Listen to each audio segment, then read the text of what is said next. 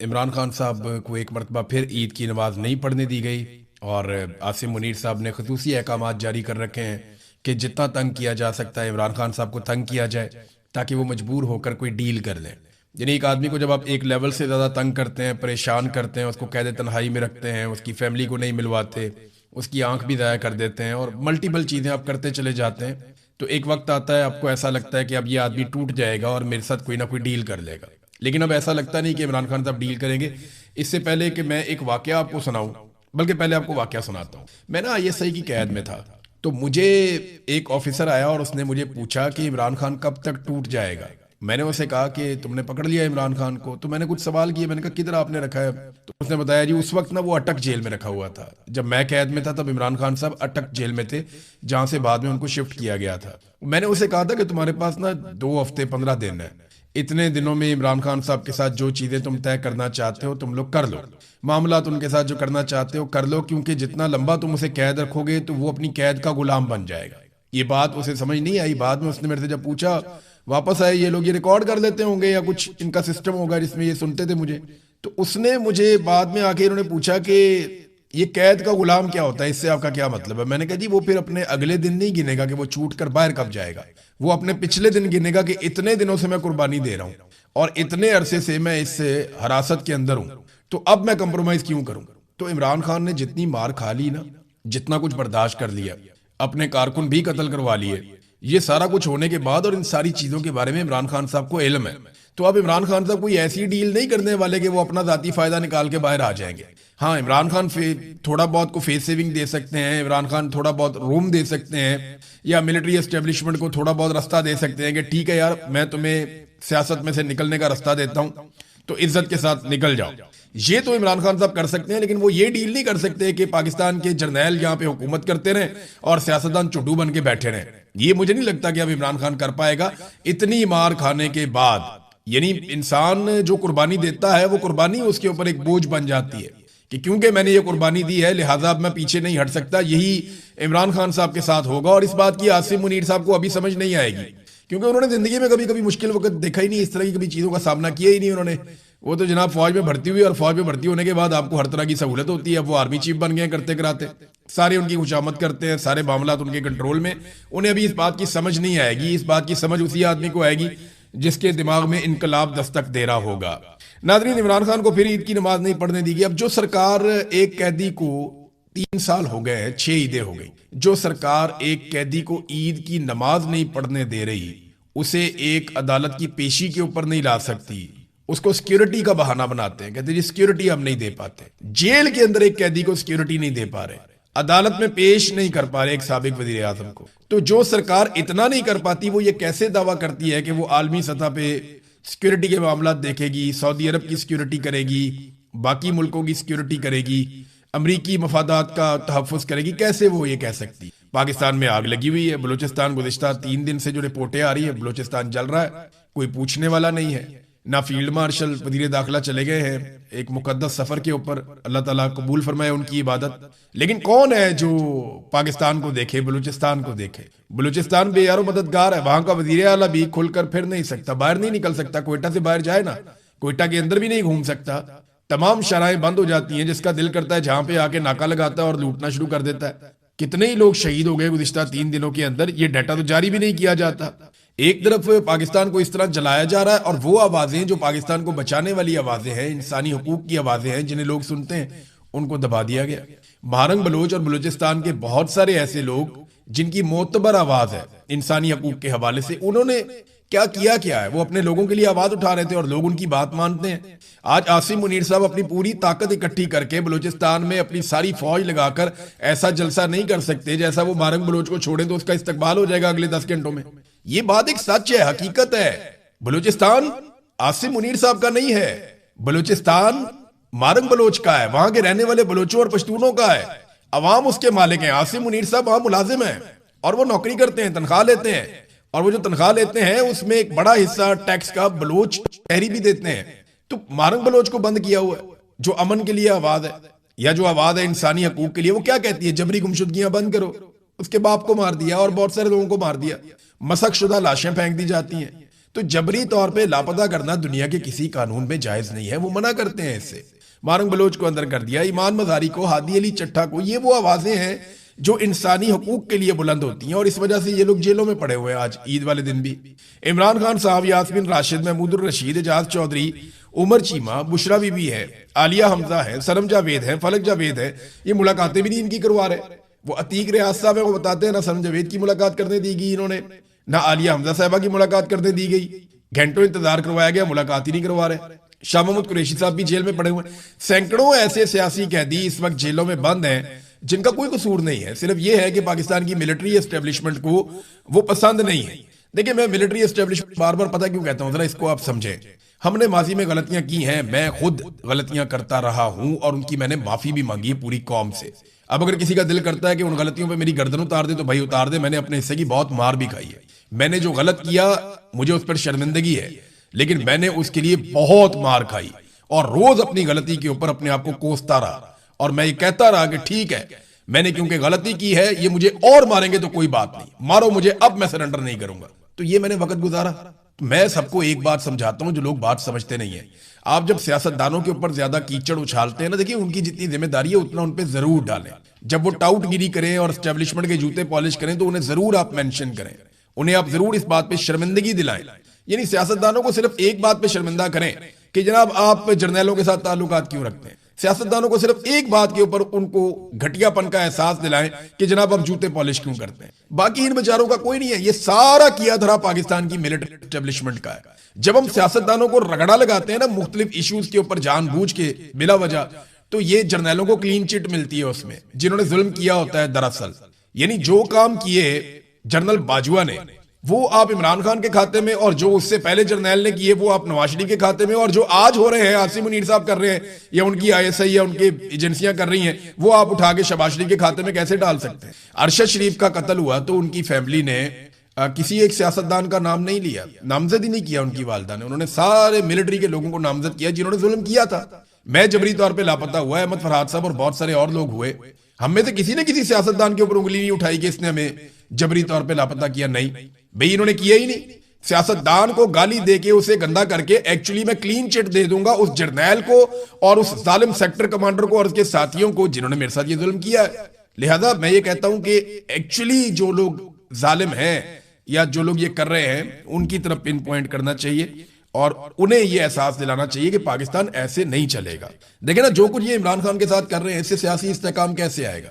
ना पाकिस्तान में सियासी इस्तेहकाम है, ना अमनो अमान है, ना अदालतों में इंसाफ है, ना मीडिया आजाद है, ना पार्लिमान बाइख्तियार है, और ना ही कोई कारोबारी माहौल है पाकिस्तान में। तमाम पॉलिसियां जो है वो माफियाज को नवाजने के लिए और गरीबों को कुचलने के लिए बनाई जा रही। खुद एतराफ किया वज़रा ने इस बात का कि जनाब ये जो हमने लेवी लगाई है ना, ये इसलिए लगाई है कि हम अमीरों से टैक्स नहीं ले पा रहे। अमीरों और ताकतवरों से और माफिया से टैक्स ना ले पाने पर, यानी जो वहां नाकामी हुई उसका मलबा डाल दिया गरीबों पर कि जनाब पेट्रोल के ऊपर डाल दो लेवी, जनाब बिजली महंगी कर दो, गैस महंगी कर दो, गरीब आदमी की सब्सिडी छीन लो। इन्होंने खुद ये माना। 2 साल में इन्होंने आईएमएफ के 2 प्रोग्राम्स में इतना पैसा नहीं लिया आईएमएफ से जितना इन्होंने लेवी की मद में गरीबों की जेबों से निचोड़ लिया। उससे ज्यादा पैसा गरीबों से ये लेकर और गरीबों को बिठाते हैं अपने कदमों में। तो नाजरीन, कोई पॉलिसी इनकी ऐसी नहीं है जो पाकिस्तान को फायदा दे। अब आलमी मंडी में देखें तेल की कीमतें कम हो रही हैं, ये मेरे सामने यहाँ खबर पड़ी हुई है। अमेरिका और ईरान के दरमियान जारी मुज़ाकरात में उतार चढ़ाव के बायस आलमी मंडी में तेल की कीमतों में मुसलसल कमी बेशी देखी जा रही है और अब कीमतें काफी हद तक कम हुई हैं। अभी भी $100 से नीचे है आलमी मंडी में पेट्रोलियम मसनूआत की कीमतें। यानी इमरान खान साहब के दौरे हुकूमत से अभी को 20% कम कीमत पे आलमी मंडी में पेट्रोल मिल रहा है और काफी नीचे कीमत आई है। लेकिन क्या इसका कोई रिलीफ पाकिस्तानियों को मिला? ऊंची उड़ान का दावा तो फील्ड मार्शल ने किया था, लेकिन पाकिस्तानियों को रिलीफ क्यों नहीं दे रहे? ये इतना पैसा जो इकट्ठा कर रहे हैं और इतना सारा कर्जा जो ले लिया इन्होंने, ये कर्जा जा कहां रहा है? ये अरबों रुपए रोजाना के हिसाब से कर्जा ले रहे हैं। ये कर्जा कहां खर्च हो रहा है? हमें तो कहीं पाकिस्तान में खर्च होता हुआ नजर नहीं आ रहा। और आलमी मंडी में तेल की कीमतें कम होने के असरात पाकिस्तानियों पे नहीं आ रहे, जबकि जरा सी कीमत बढ़ जाती थी तो असरात पाकिस्तानियों पे आ जाते थे। पहले इनके पास एक बहाना था 9 मई का, फिर उसके बाद इन्होंने दूसरा बहाना पकड़ लिया जनाब अब जंग का। हालांकि जंग जिन मुल्कों के बीच में लगी है वहां पे इतने हालात बुरे नहीं हुए जितने पाकिस्तान के हालात बुरे हो गए, जिसका जंग से दूर दूर तक कोई ताल्लुक नहीं है। हमारे साथ इंडिया भी है, अफगानिस्तान भी है, बांग्लादेश भी है, श्रीलंका भी है, उनके साथ तो ऐसा नहीं किया उनकी हुकूमतों ने उनके लोगों के साथ जो हमारे साथ हमारी हुकूमत ने कर दिया। तो नाज़रीन, दो खबरें पढ़ के मुझे एक हौसला मिला है और ये अच्छी खबरें हैं दोनों। मुझे इससे, इन दो खबरों से एक आइडिया हो गया कि अब जंगबंदी हो जाएगी और मुझे लगता है कि एक मुस्तकिल मुआहिदा अमेरिका और ईरान के बीच में हो जाएगा। गो कि ये मामला यहाँ खत्म नहीं होगा, अभी बड़ा लंबा चलेगा, बड़े मुज़ाकरात होते रहेंगे, चीजें चलती रहेंगी, लेकिन अब दोबारा जंग के इम्कानात कम हो गए हैं। खत्म तो बिल्कुल नहीं होते कभी भी, जब तक आपकी फौजें मैदान में रहती हैं, आमने सामने स्टैंड ऑफ पोजीशन होती है, तो कभी ना कभी लड़ाई हो जाती है। लेकिन इस वक्त जो खबरें आ रही हैं वो हौसला अफजा है। देखिए, एक तो ईरानी सदर का एक स्टेटमेंट आया कि हालिया सूरत हाल में असल महाज अब मुआशी जंग का है, हमें मुआशी तौर पर नुकसान पहुंचाने की कोशिश की जा रही है और हमने उस नुकसान से बचना है। अब वो ये तासुर दे रहे हैं, ईरानी अवाम को इस तरफ लाने की अब कोशिश की जा रही है कि मैदान में तो लड़ाई हमने जीत ली, अब हमें मईशत के मैदान में कुछ कारकर्दगी दिखानी चाहिए और मईशत के मैदान में भी हमें लड़ाई जीतनी चाहिए। तो ये कैसे जीतेंगे? अमेरिका से अपनी पाबंदियां खत्म करवा के, जो मुंजमद असासे हैं ईरान के, उनकी बहाली के बाद वो डी फ्रीज हो जाए इनके एसेट्स, इनके अरबों डॉलर्स, और चले आपने उर्मुस को अगर ये खोल देते हैं एक सर्टन मुआहदे के तहत, एक तरीकाकार के तहत, और अमेरिका भी नाकाबंदी खत्म करता है और न्यूक्लियर के ऊपर मुज़ाकरात फ्यूचर में चलते रहते हैं, तो ये बड़ी अच्छी बात है। एक तो मुझे यहां से लगा कि अब ईरान जो है वो आहिस्ता आहिस्ता शिफ्ट हो रहा है मईशत की तरफ, तो उन्हें समझ आ रही है कि अब जंगबंदी आगे लंबी चलानी है।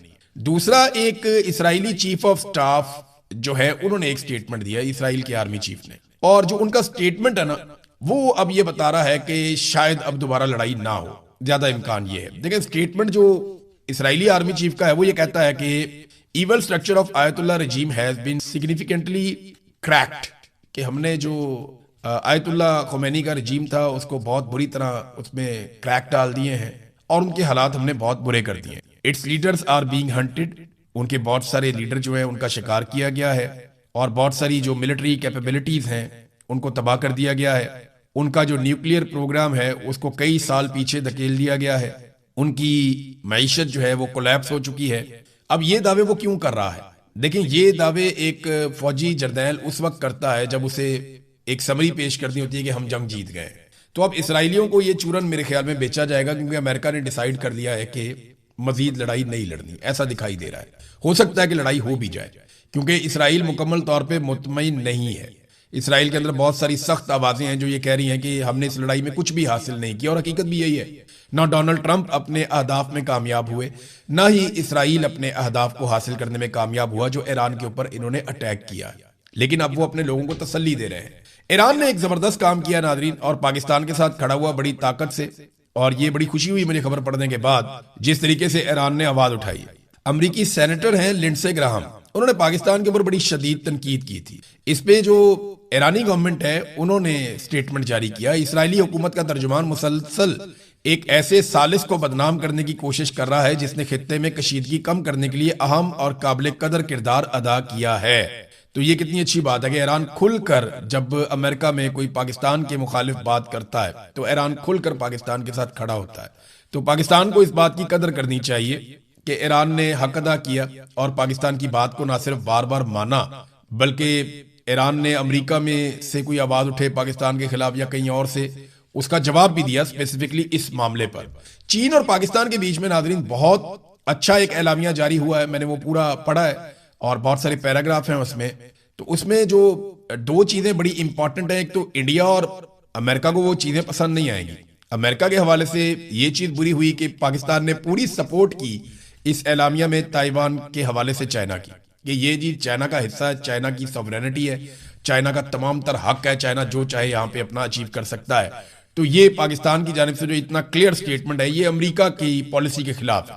दूसरी तरफ जो स्टेटमेंट चाइना की तरफ से आया वो जम्मू और कश्मीर में पाकिस्तानी जो मौक़िफ़ है उन्होंने उसकी हमायत की है, वो हमेशा से करते आए हैं, उन्होंने एक दफा फिर हमायत की है। उसकी वजह यह है कि वहीं पे ऊपर लद्दाख का इलाका है जहां पे चाइना का और इंडिया का भी पंगा है, और पाकिस्तान और चाइना इन चीजों को मिलकर टैकल करते हैं। हाँ, मिलकर कभी लड़े नहीं हैं, लेकिन एक दूसरे को हमेशा सपोर्ट करते हैं इंडिया के खिलाफ।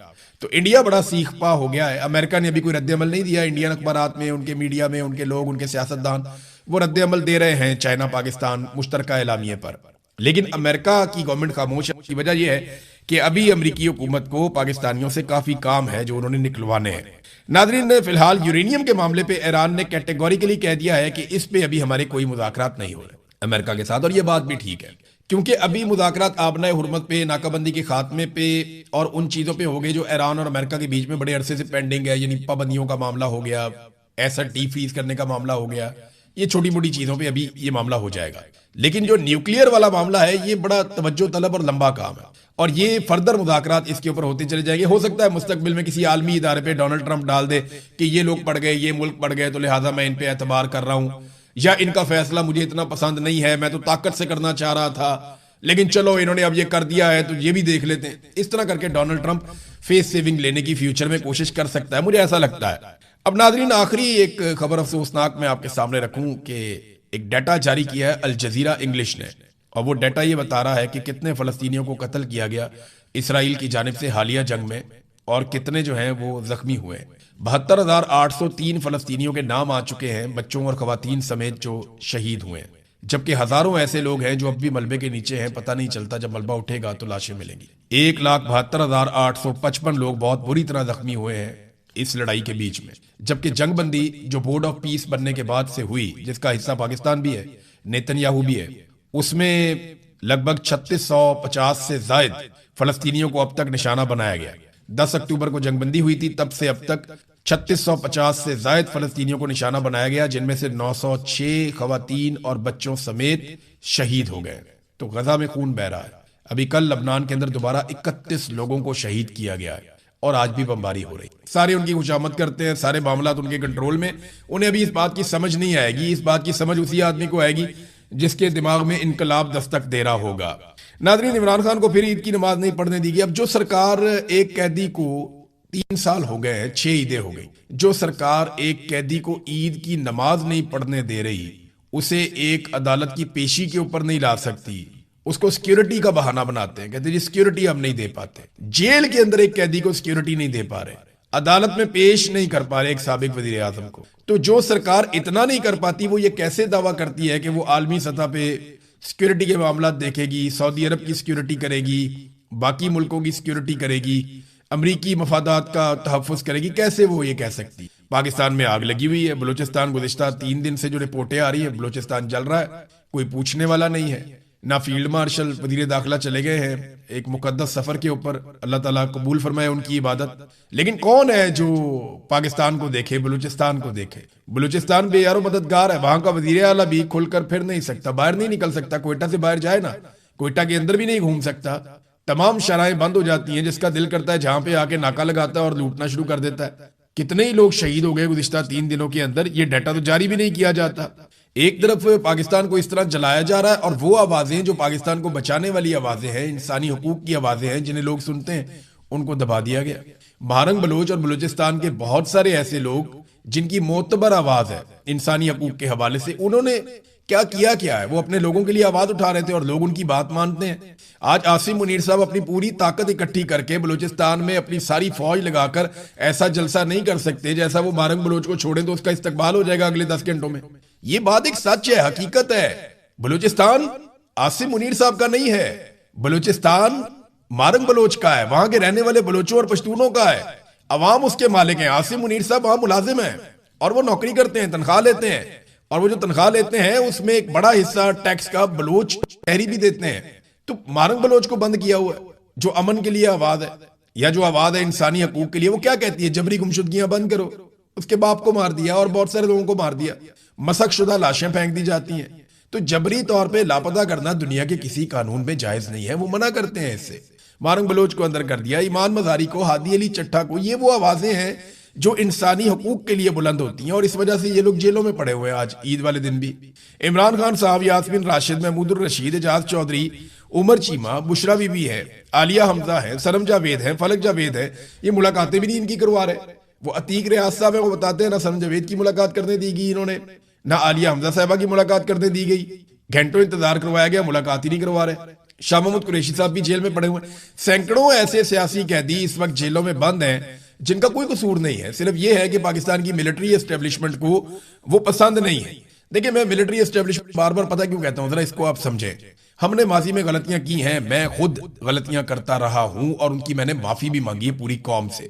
अब अगर किसी का दिल करता है कि उन गलतियों पे मेरी गर्दन उतार दे तो भाई उतार दे, मैंने अपने हिस्से की बहुत मार भी खाई है। मैंने जो गलत किया मुझे उस पर शर्मिंदगी है, लेकिन मैंने उसके लिए बहुत मार खाई और रोज अपनी गलती के ऊपर अपने आप को कोसता रहा और मैं ये कहता रहा कि ठीक है, मैंने क्योंकि गलती की है, ये मुझे और मारेंगे तो कोई बात नहीं, मारो मुझे, अब मैं सरेंडर नहीं करूंगा। तो ये मैंने वक्त गुजारा। मैं सबको एक बात समझाता हूं जो लोग बात समझते नहीं है। आप जब सियासतदानों के ऊपर ज्यादा कीचड़ उछालते हैं ना, देखिए उनकी जितनी जिम्मेदारी है उतना उन पे जरूर डालें। जब वो टाउटगिरी करें और स्टैब्लिशमेंट के जूते पॉलिश करें तो उन्हें जरूर आप मेंशन करें, उन्हें आप जरूर इस बात पे शर्मिंदगी दिलाएं। यानी सियासतदानों को सिर्फ एक बात पे शर्मिंदा करें कि जनाब आप जर्नैलों के साथ ताल्लुकात क्यों रखते हैं। सियासतदानों को सिर्फ एक बात के ऊपर उनको घटियापन का एहसास दिलाएं कि जनाब आप जूते पॉलिश क्यों करते हैं। बाकी इन बेचारों का कोई नहीं है, ये सारा किया धरा पाकिस्तान की मिलिट्री एस्टेब्लिशमेंट का है।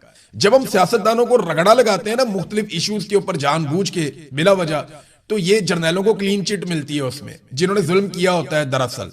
यानी जो काम किए जनरल बाजवा ने वो आप इमरान खान के खाते में, और जो उससे पहले जर्नैल ने किए वो आप नवाज शरीफ के खाते में, और जो आज हो रहे हैं आसिम मुनीर साहब कर रहे हैं या उनकी आईएसआई या उनकी एजेंसियां कर रही हैं वो आप